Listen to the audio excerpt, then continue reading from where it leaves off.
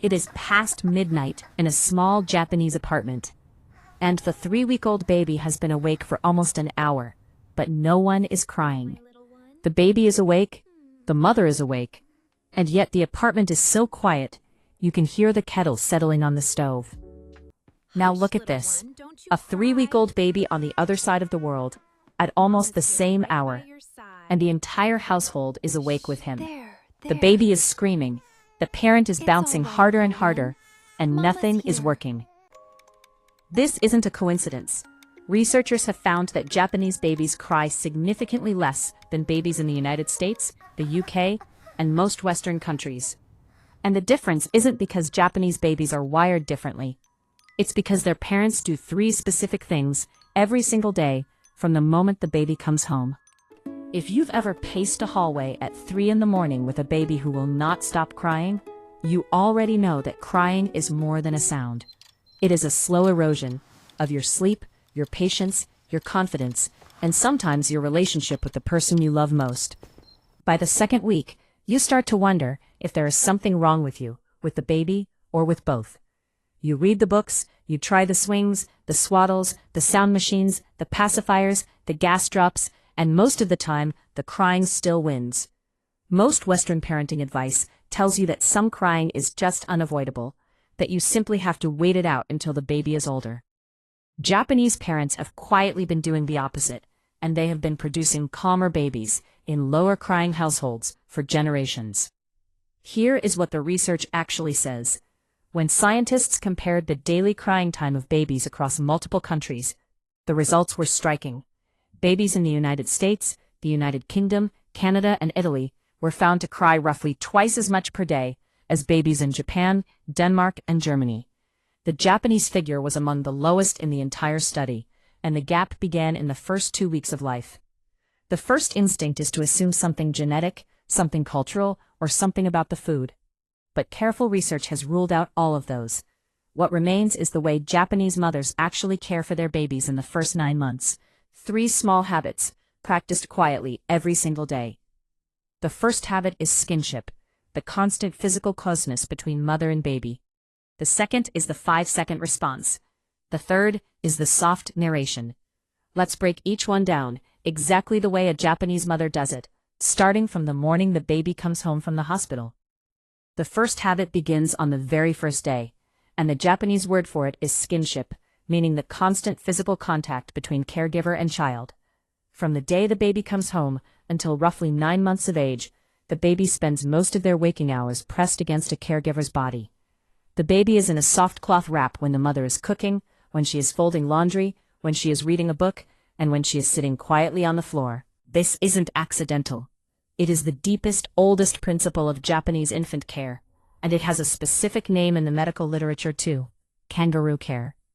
Now here is the part most parents don't know. There is real biology hidden inside the warmth of a parent's body. When a newborn is held skin to skin against a caregiver, the baby's heart rate, breathing, and body temperature all begin to synchronize with the adults. Scientists call this co-regulation, and it is the single most powerful soothing mechanism a newborn brain has ever known. The baby's stress hormones drop, the digestion improves, the sleep deepens, and the simple need to cry to communicate distress falls dramatically. Western parents are often told the opposite, that holding the baby too much will spoil them, and that the baby needs to learn to be alone. Japanese mothers operate from the opposite premise, that a baby cannot be spoiled by closeness, because closeness is exactly what the brain is designed to expect. If you take only one thing from this video, take this: the more your newborn is held in the first 3 months, the less they will cry in the next 3. The second habit is the most counterintuitive of the 3, and it directly contradicts almost everything Western parenting books recommend. Japanese mothers respond to their baby's first sound of fussing within 5 seconds. Not 5 minutes, not after the cry escalates, not after a quick check. The very moment the baby's face begins to scrunch, or the breath catches, or a small whimper begins, the mother is already there. Western advice tells you the opposite. Wait, don't pick the baby up immediately, give them space to learn to self-soothe. But here is what the research has quietly been showing for decades. Newborns who are responded to quickly do not become more dependent, they become less. When a baby's distress is met fast, Every single time, the brain stops escalating to be heard, because the baby has learned that they were already heard. The 5-second response works because it removes the second stage of crying, the loud, exhausting, panicked cry that comes after the soft cry has been ignored. Most of the crying that exhausts Western parents is not the original distress. It is the second wave, the panic on top of the original problem. Japanese mothers never let the second wave begin. And so, a baby who in another household would be screaming for 20 minutes simply sighs and settles in 2. Try this for yourself. The very next time your baby begins to fuss, respond within 5 seconds, every single time, for 1 full week.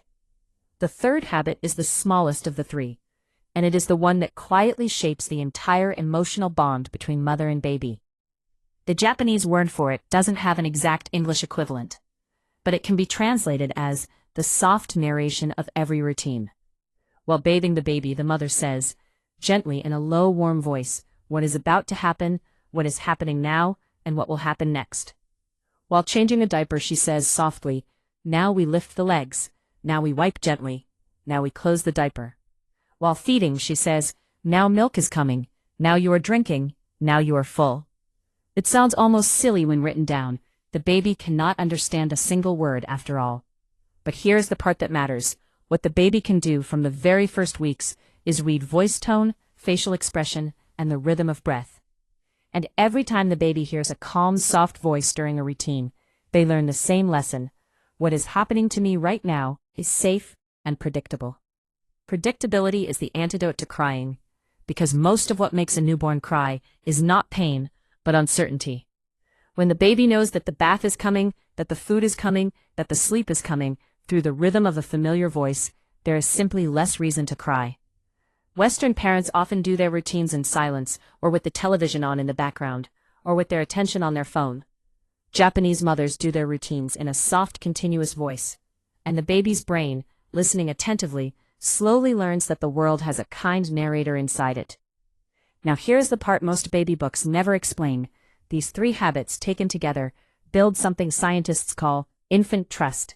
Infant trust is the deep, biological, body-level belief that the world is safe, that needs will be met, and that distress will end. A baby who has infant trust does not need to escalate to be heard, because the baby has learned body first that being heard is automatic. Skinship works first, because it tells the body that the parent is always physically near. The 5-second response works second, because it tells the body that distress is brief and help always comes. And soft narration works third, because it tells the body that the world is predictable, and predictability is the deepest soothing the brain knows. Each habit alone is small, but together, repeated for 9 months, they shape a baby whose default state is calm, not alarm. And a baby whose default state is calm simply does not cry the way a baby whose default state is uncertain does. If your baby is crying more than you expected, the answer isn't a louder swing, a stronger swaddle, or a new sound machine. It is closer skin, faster response, and softer words, repeated again and again for the first 9 months of life. Try one habit at a time. Start with skinship for 1 week, add the 5-second response in the second week, and add the soft narration in the third. By the end of the first month, you won't just see a calmer baby, you'll feel a calmer parent, because a calm baby is what gives a parent their nervous system back. Because the secret of low-crying babies isn't really about Japan. It is about what happens to a small nervous system when closeness, response, and a soft voice all arrive in the same 9 months, together. If this video helped you see your nights differently, leave 1 word in the comments, closeness, response, or voice, to tell us which habit you want to try first. And if you want more quiet parenting wisdom from cultures that have been raising calm babies for centuries, subscribe, because we have 100 more nights and 100 more answers to share with you.